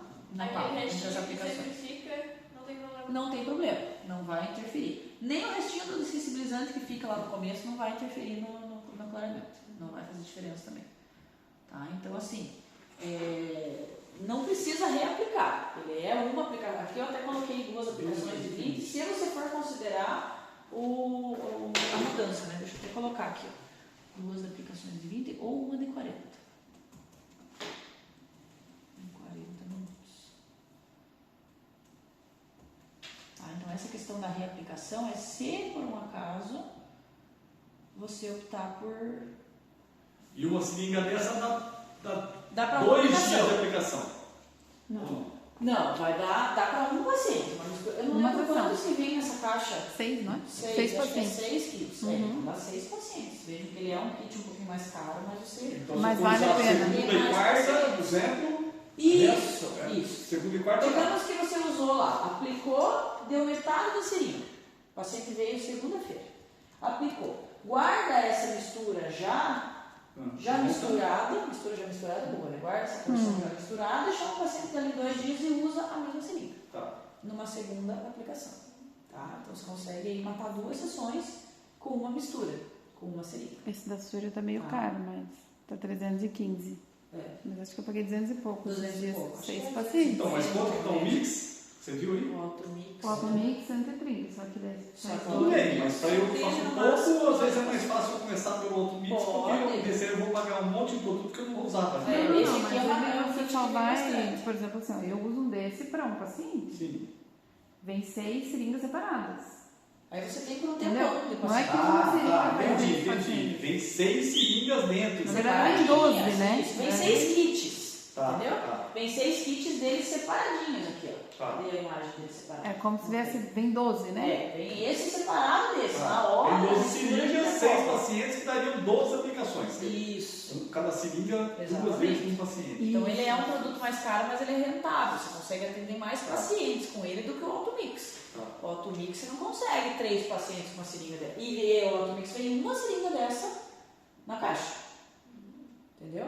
Então ele é mais em conta, mas você atende menos pacientes. Isso que É, mas fica ó, mais esse interessante. aí sai 60 por paciente, digamos, né? Que faz 2. O Items Blue sai 50 por paciente. Sim. Não, mas para testar os dois, por isso que eu digo. Isso, O isso. paciente eu compro 6, eu Provavelmente quero usar amanhã tudo ele vai aquilo. para Para todos. usar um produto e outro. Por isso que eu queria pegar pelo menos uns 2 pacientes para cada um de vocês. Mas assim, durante as clínicas, Não há gente, problema, vai eu compro, sobrar. aprender se acha Durante as paciente, clínicas, então, e aplico. todo mundo que a gente conseguir clarear, a gente vai conseguir clarear. E a gente vai poder se clarear. Vamos, faz um outro, de repente amanhã já a gente faz É, isso. que daí dá pra testar os 2 Tem produtos. teremos e produto também, com certeza. Tá? Então entenderam, captaram aí essa diferença Eu acho de que nossos bateram na protocolos? parte. parecido com o Coffee. O Coffee. Ó, aí o da Ultradente, não sei se vocês já usaram, então é um ótimo produto. O que assusta um pouco é o fato dele ser 40%. Ele é bem concentrado. Quanto que tá isso aí? Tá lá. Já vamos lá. Vamos só terminar esses produtinhos aqui. Ó, então também tem um videozinho ali do da Ultradente. Eu gosto de cor. Nós já voltamos. Eu gosto de coisa colorida. Gosta de colorido? Você vai gostar desse aqui. Apesar que o roxinho é um roxo bonitinho, muito ó. fofo. É, ele é bem É bonitinho. bonitinho, mas esse é bem vermelho. Vamos abrir o link dele lá. É máximo 3 aplicações? O qual? Esse?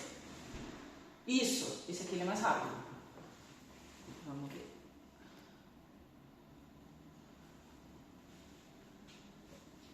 Deixa eu dar uma acelerada aqui.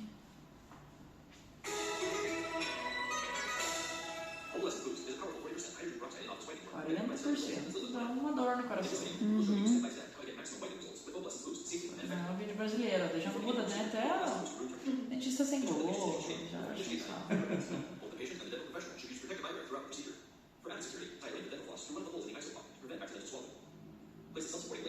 eles usam um afastador normal e usam um separadorzinho manual ali também. Legal. Né?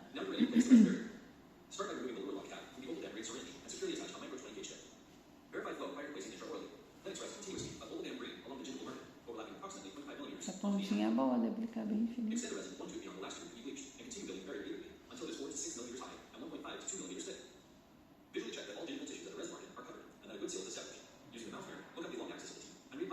Tudo igual, né?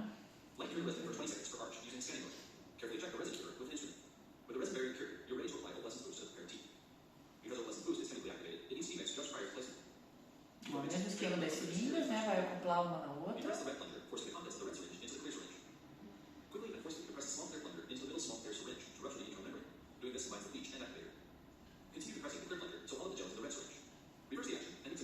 gente está misturando o peróxido com o espessante. 50 vezes? Deve ficar Você levanta Aham. milhões de vezes. Põe a pontinha aplicadora. Esse da Ultradente, ele tem um pincelzinho na ponta ali, ó. Viu? Parece um brush na ponta. É Legal. uma frescura, né? Não faz muita diferença no final das contas, não. Ele está sugando, você vai aplicando.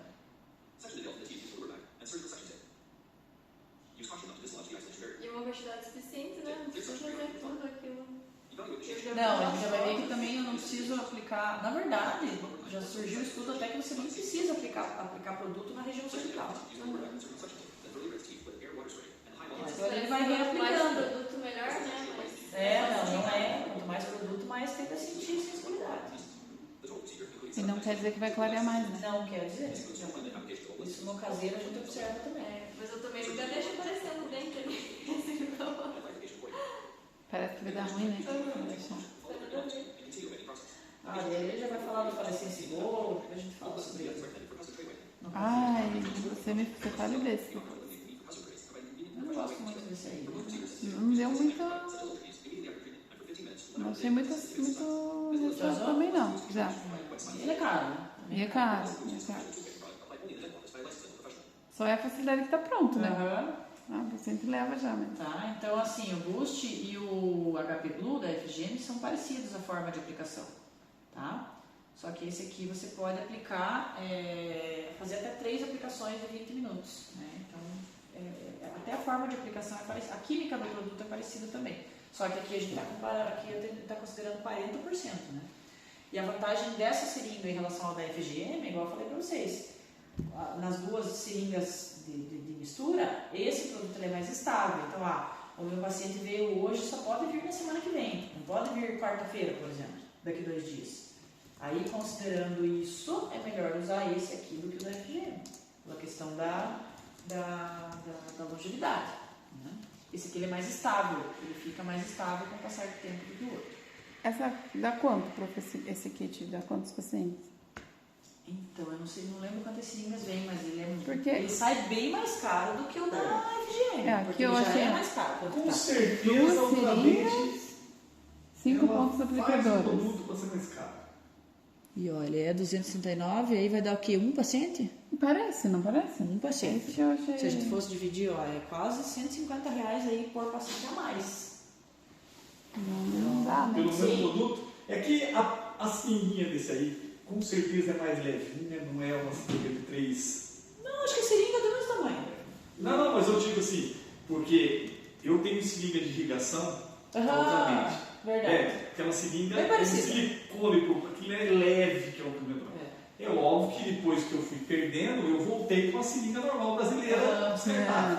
Brasileiro, dura pra Faz caramba, diferença. você vai esterilizar aquele negócio, Faz não dá certo, né? Não, realmente tem um a controle qualidade de... do produto é maior. Só que assim, a barreira gengival deles vem menos, é mais cara, mas né, quem está disposto aí é tranquilo. E daí vamos só finalizar com o da SDI, que é o que vocês vão usar também, que é o Pola. O Pola já passou por muita alteração. Se a FGM odeia ou não a EPG, a SDI eu amo ou odeio de verdade.